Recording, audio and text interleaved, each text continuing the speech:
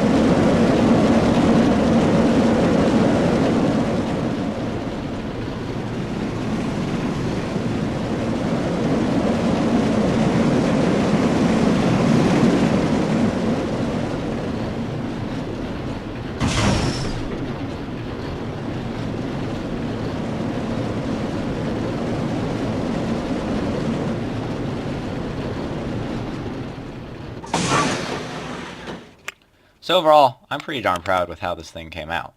So I guess a little bit like more related to these rides. Well, I can't get these two trains to line up. I can get the front two, the main two, the train ones of each of them to be pretty darn perfect, but I can't do anything about train two just because of where the lift chains end.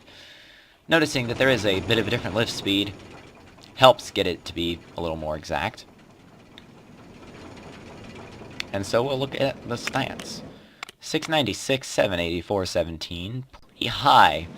I consider a 7 on a wooden coaster to be basically super good, because that's just sort of where I've noticed most wooden coasters level out, is just in the neighborhood, mainly my own, in the neighborhood of the 690s, 660s for some of the not as good ones, but just hovering in the area of the 7s, which is pretty nice.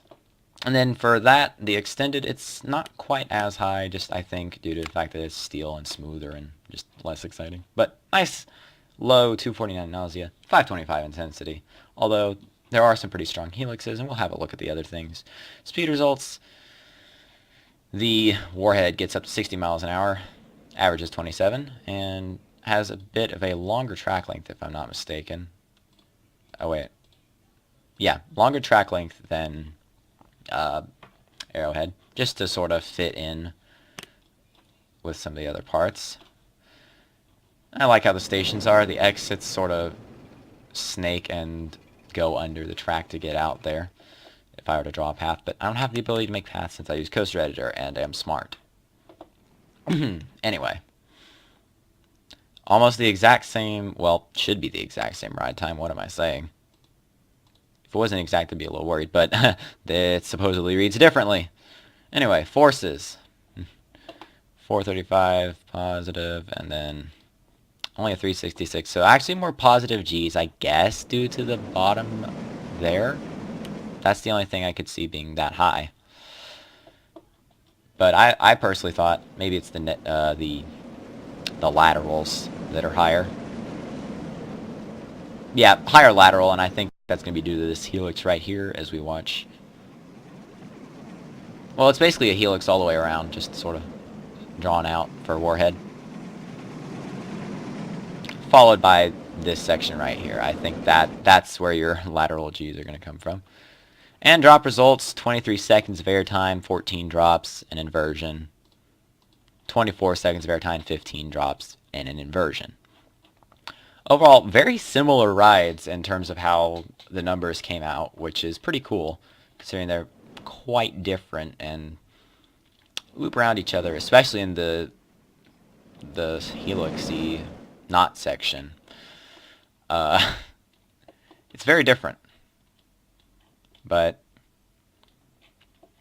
I thought these are really cool on how they came out, so I thought I'd show these off before disappearing back into the mists for probably a couple of other months. But I wanted to show this off. So, yeah, Arrowhead and Warhead. I hope you all enjoyed. I shall now continue with life and go win some marching band contests or something. See ya.